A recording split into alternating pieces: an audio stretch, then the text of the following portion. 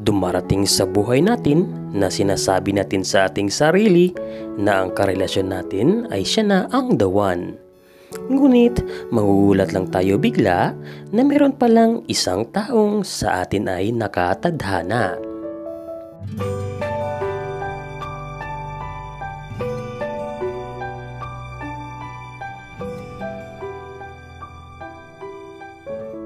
Mga ka-explorer, welcome sa aking munting channel.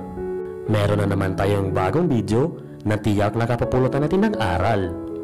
Kung bago ka pa lang dito sa aking channel, ay huwag kalimutang i-like, i-subscribe, at pindutin ang notification bell para updated ka sa mga susunod kong videos. So, ano pang hinintay natin? Tara na, simulan na natin! Sa mga panahong ito, ay di pa nagtatagpo ang landas nitong si Eric at Lods. Masaya naman kasi ang bawat isa sa kanya-kanyang mga kasalukuyang karelasyon. At wala na sa isip ng bawat isa na magkakawalay pa sila ng mga minamahal nila. Masaya naman na kasi itong si Lods sa boyfriend nitong isang foreigner, ngunit long distance nga lang. At sa kabilang dako naman ay masaya itong si Eric sa kasalukuyan nitong girlfriend na si Kim. Ngunit ang kasayahan na iyon ay unti-unting naglaho dahil sa unti-unting pagbago ng pakikitungo sa kanya ng girlfriend nito. Kinakahiya kasi ito ng girlfriend nito sa mga kaibigan nito sa tuwing magkasama ang dalawa. At ayaw na ayaw nitong si Kim na susunduin ito ni Eric sa school nila. Ayaw kasi nitong si Kim na pagtawanan lang sila ng mga kaklase nito kapag nakita nila silang magkasama. May kaedara na kasi itong si Eric at sa kasalukuyan ay 39 years old na ito. Samantalang si Kim naman ay 23 years old pa lamang. At dahil sa laki ng agwat ng edad ng mga ito, ayun minsan ang nagiging dahilan ng kanilang di pagkakaunawaan. Hanggang isang araw, habang pauwi na itong si Kim at habang nag-aantay ito ng bus na masasakyan, ay sinorpresa ito ng binata.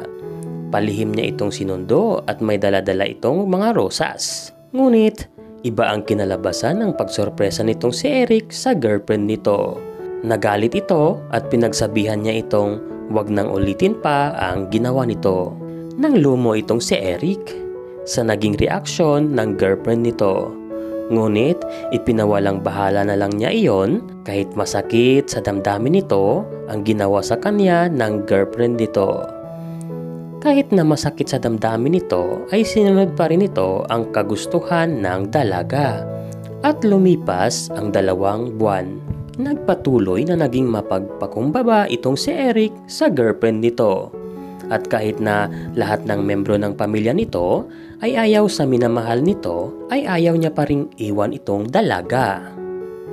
Sa kabila ng mga pasakit na dinadanas itong si Eric sa kamay ng kasintahan nito, ay pinagpatuloy pa rin ito ang pakikipagrelasyon. Hanggang isang araw, habang kumakain ang pamilya nitong si Eric at habang masayang nagkukwentuhan silang magpamilya, ay bigla na lang inatake sa puso itong ama ng ating bida. Nadala naman ito sa hospital at naagapan.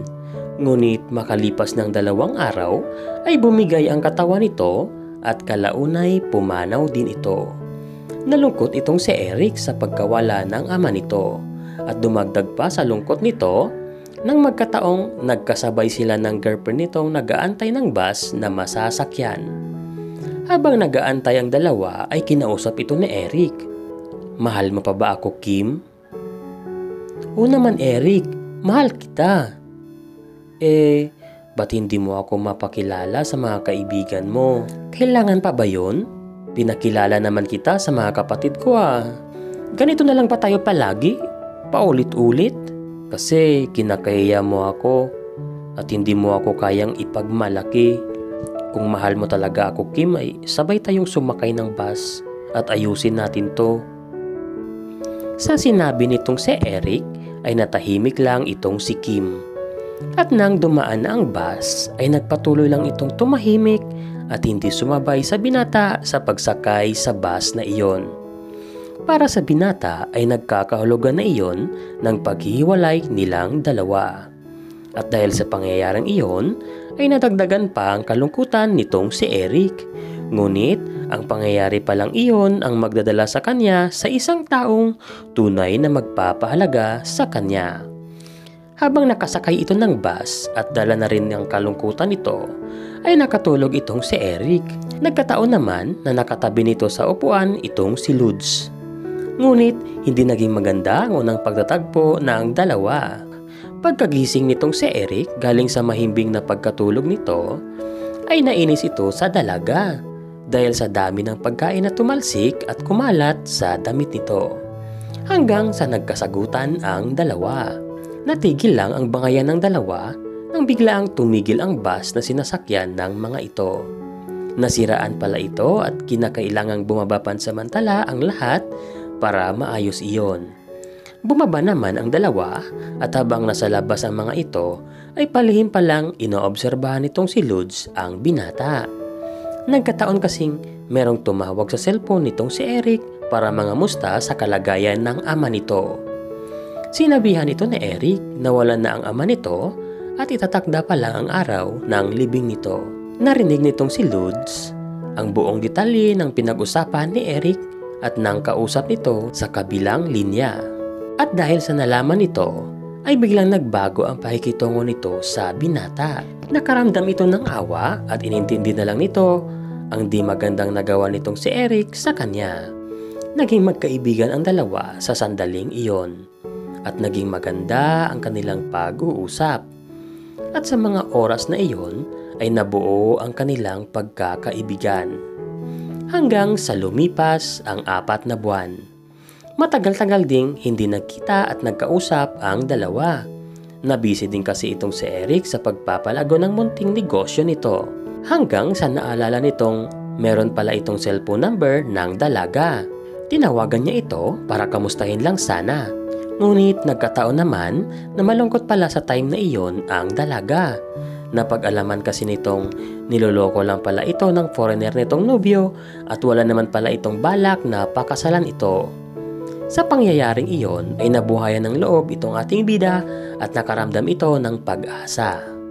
Sinubukan itong ligawan itong dalaga, ngunit hirap na hirap itong makuha ang loob nito dahil sa di pa rin ito nakamove on sa dati nitong kasintahan. Kahit na hirap itong si Eric sa panliligaw nito, ay di pa rin ito sinukuan ang dalaga. Palagi nitong binibisita ang dalaga sa bahay nila.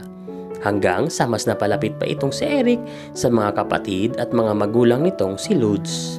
At iyon ang naging susi na magustuhan siya nito ng dalaga. Hanggang isang araw, nag-usap itong si Lods at ang ama nito. "Anak, may pagtingin ka ba talaga kay Eric? Kung wala naman huwag mo nang pasayin ang tao. Mahal ko naman po siya, tay.